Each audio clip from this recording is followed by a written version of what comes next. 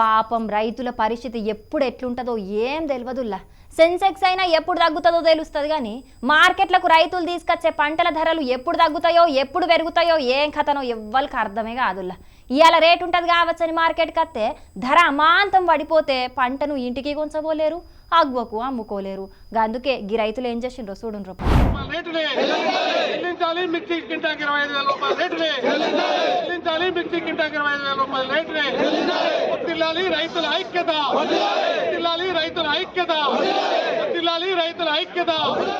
ఖమ్మం వ్యవసాయ మార్కెట్ల మిర్చికి గిట్టుబాటు ధర కల్పియాలని తెలంగాణ రైతు సంఘం సమితి ఆధ్వర్యంలో ఆందోళన చేసిండ్రు. రైతుల దగ్గరగేంచి అడ్డీకి పావుసేరు కొంటున్నారని చెప్పి జెండా పాటను ఆపుదల చేయించి మరీ మిర్చికి గిట్టుబాటు ధర కల్పియాలని వ్యవసాయ మార్కెట్ కమిటీ ఆఫీస్ ముంగట ధర్నాకు దిగిండ్రు. మేము రావడానికంటే ముందు 13,000 కొట్టేశారు పాట. ఇదేంటని అడిగితే మళ్ళీ పాట పెడతామని మళ్ళీ పాట పెట్టి 14,200 పెంచారు, 1200 పెంచారు.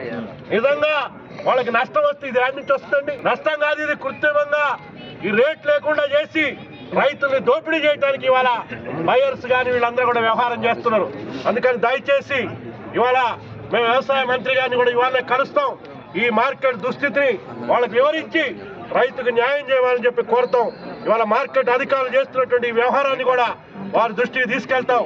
మిర్చికి డిమాండ్ లేదని నాటకాలాడుతున్నారు. ఎవ్వరు అడగకుంటే 13,000కే కొన్నారు. ఇప్పుడు మనం లొల్లి చేసే వరకు ఇంకో 1,200 రూపాయలు పెంచి 14,200కు కొంటమంటున్నారు. బేరగాళ్ళంతా కలిసి రైతులను నిండా ముంచుతున్నారు. ఢిల్లీలో రైతులు ఐక్యంగుండి పోరాటం చేసిండ్రు కాబట్టే కేంద్రంలో నరేంద్ర మోడీ దిగచ్చిండు. అట్లనే మన రైతులంతా ఏకమై గిట్టుబాటు ధర సాధించుకుందామని పిలుపునిచ్చిండ్రు. ఎద్దేడ్చిన యవుసం రైతేడ్చిన రాజ్యం బాగుపడ్డట్టు చరిత్రలనే లేదు కాబట్టి ఇప్పటికైనా రైతులను గోసబుచ్చుకోకుండా రైతులకు మద్దతు ధర వచ్చేటట్టు చెయ్యాలని డిమాండ్ చేసిండ్రు. మరిగా వ్యవసాయ మంత్రి తుమ్మల సారు మీ జిల్లాలనే మిర్చి రైతులు గిట్టుబాటు ధర లేక బాధపడుతున్నారు.